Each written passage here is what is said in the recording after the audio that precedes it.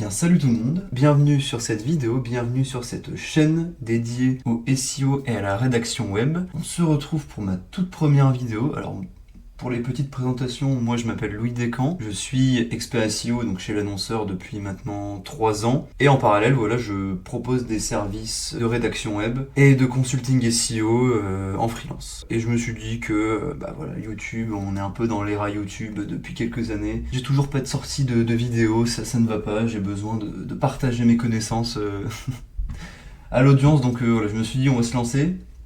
Et quoi de mieux pour se lancer qu'une vidéo de présentation sur mes 3 outils phares dédiés à la rédaction web.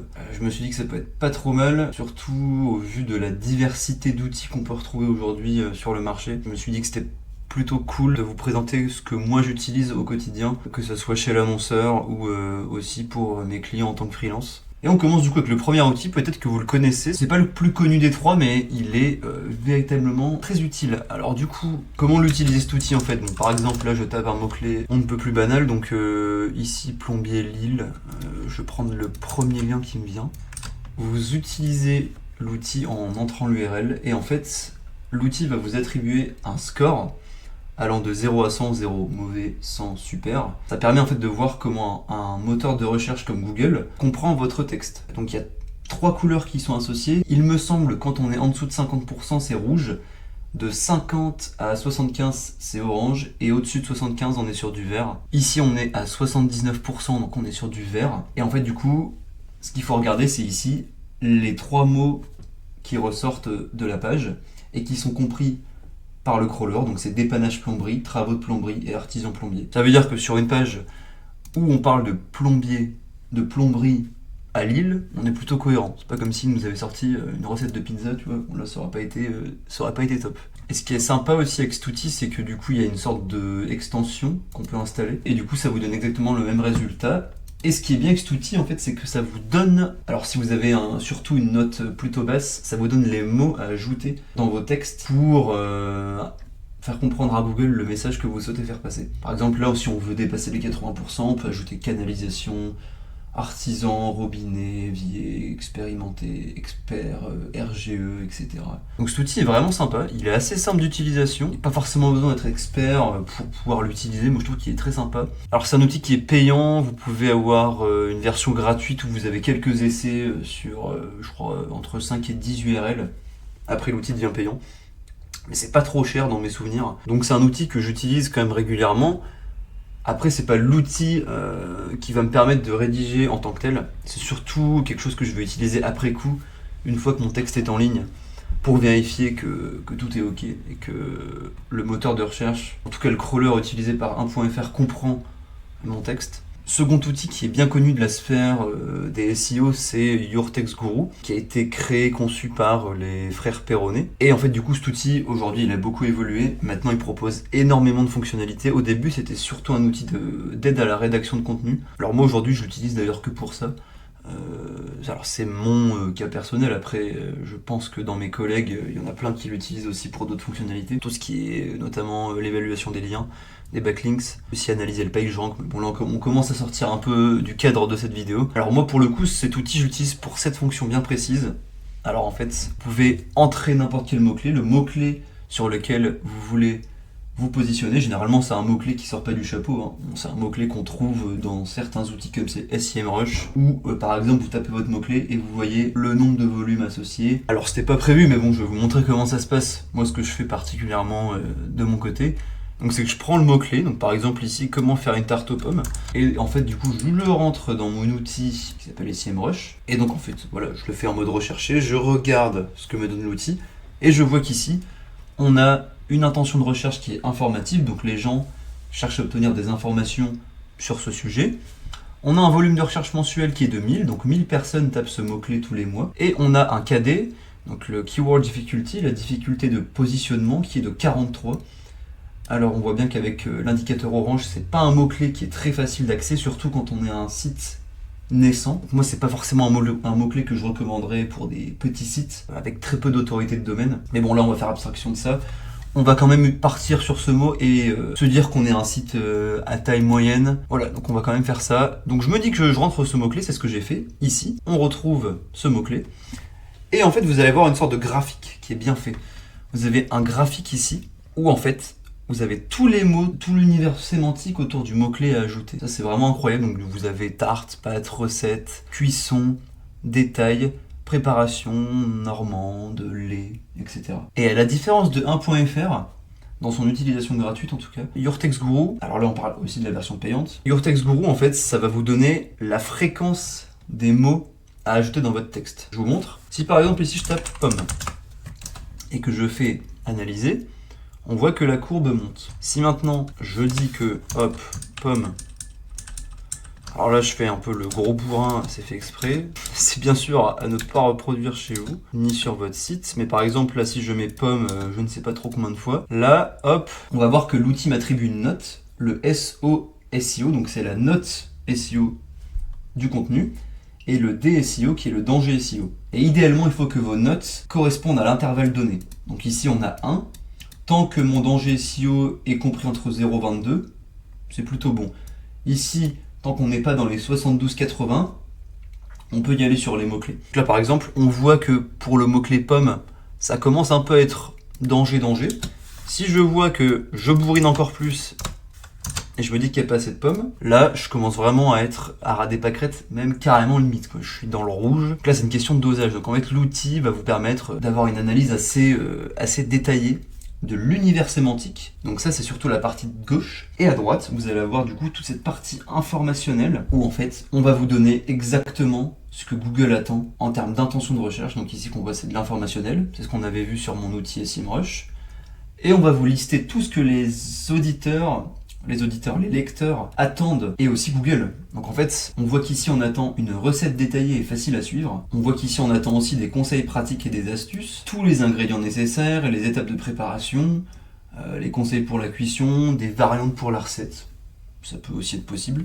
Avec aussi le style et ton rédactionnel qui est recommandé, donc là plutôt amical informatif, le type de style et la proposition de valeur. Et en fait ici vous avez un outil qui vous permet de vérifier si votre contenu vérifie les points du brief. Alors là, on a pris un texte vierge. On va prendre un texte qui est réellement plus enrichi.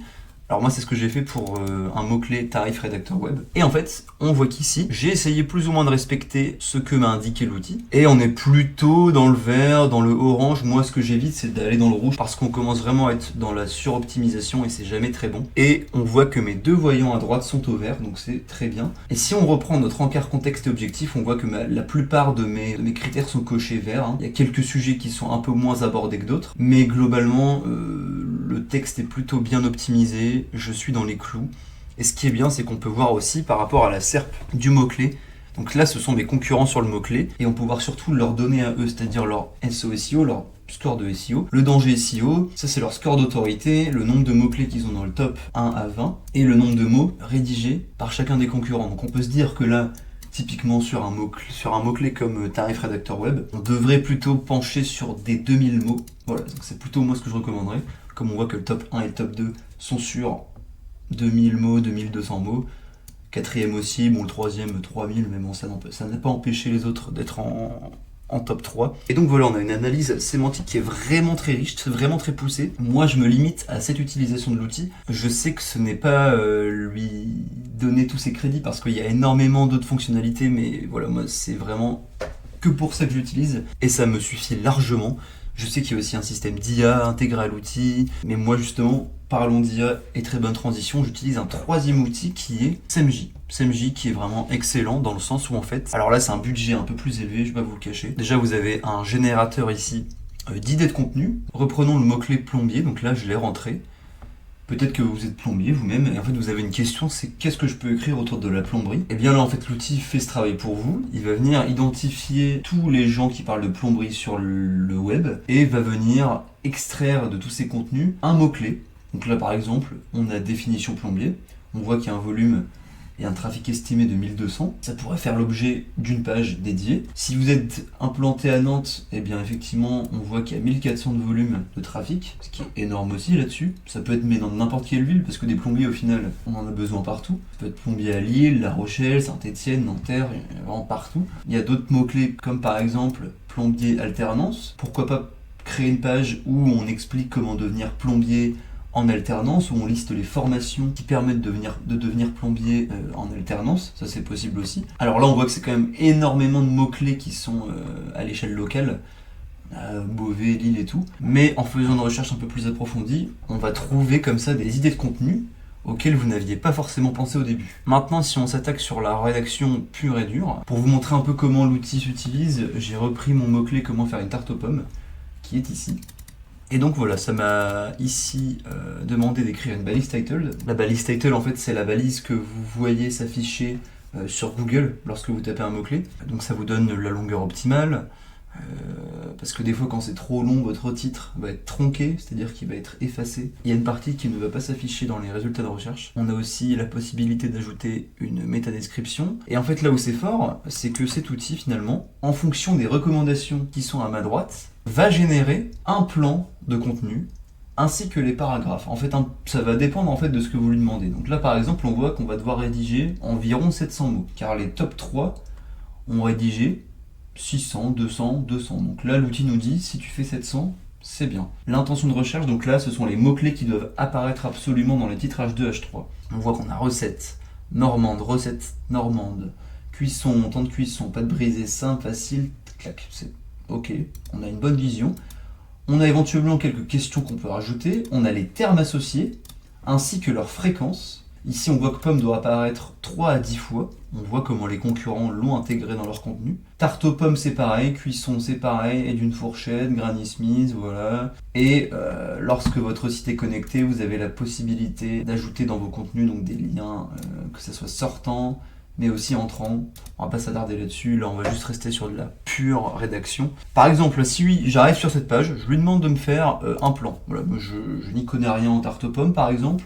Je lui demande de me faire un plan sur comment je dois axer mon contenu. Est-ce que je présente d'abord une recette? Donc là, on voit, donc ça, ce sont les titres H2, H3. Je peux vérifier ici d'ailleurs, ce sont les titres. Ah, il n'y a que de H2. Donc ce sont juste des suggestions, des propositions. Mais on voit qu'ici, nos mots ont été inclus et que ici, c'est d'ailleurs un truc que j'ai omis de vous dire, c'est qu'ici, au final, le plus important, ça va être notre score. C'est hyper important. En fonction de ce que vous allez rentrer ici comme données, vous allez augmenter votre score. Au début, on était à 11, il me semble. Là, on est passé à 45, c'est parce que la balise title a été pris en compte. On a gagné des points. On a commencé à écrire du contenu, donc là, hop, on a gagné des points. Pareil ici et ici. On voit que l'IA nous a proposé ce genre de titre. Alors, c'est juste pour vous montrer que c'est possible. Après, il faut remanier, évidemment. On ne va jamais mettre un texte comme ça, sans aucune raison, sans repasse, sans logique. Mais là, pour vous montrer toute la puissance de l'outil, c'est que, voilà, vous pouvez tout simplement lui demander un paragraphe. Et en fonction du titrage, ici les ingrédients essentiels pour une tarte maison, et bien en fait l'outil va vous rédiger un paragraphe qui est cohérent avec le titre au-dessus. Alors l'IA n'est pas encore parfaite à 100%, il y a encore des fois des confusions au niveau des dates, des données, ça faut toujours vérifier, attention. Mais sur une recette de tarte aux pommes, je pense qu'on va pas trop se planter. Voilà, la réussite d'une tarte aux pommes commence par la sélection minutieuse des ingrédients de qualité, une pâte savoureuse requiert 200 g de misée, 125 g de beurre froid, une pincée de sel et 80 g de sucre en poudre. Au final, on a un truc en fait qui est optimisé. On voit qu'ici sur le côté, on a 7 des 13 termes qui ont été ajoutés. Et en fait, au final, au fur et à mesure de fil en aiguille, on va arriver à un score. On est passé à 61, on commence à être dans le jaune. Et au-dessus de 75, on va être dans le vert. Et le but, ça va être généralement d'être dans les 80, 85, voire mieux, voire 90, 95, voire 100. C'est un peu moins le cas généralement, mais au-dessus de 90, pour moi, c'est le top. Et voilà, encore un outil incroyable pour créer du contenu optimisé et de qualité pour votre site. Voilà, en tout cas, j'espère que la présentation de ces 3 outils vous ont plu, que vous en avez découvert peut-être 1, 2, voire les 3. N'hésitez pas à me faire un retour dans les commentaires, comme c'est ma première vidéo. Peut-être que le son n'est pas assez fort, peut-être que le format aurait pu être un peu mieux présenté, peut-être aussi que je m'attarde un peu trop sur les outils, alors dites-moi. Alors comme c'est un sujet qui me passionne, moi je peux facilement parler des heures dessus. Enfin voilà, merci à vous de m'avoir écouté, j'espère que ça vous a plu et on se dit à très vite dans une prochaine vidéo. Prenez soin de vous.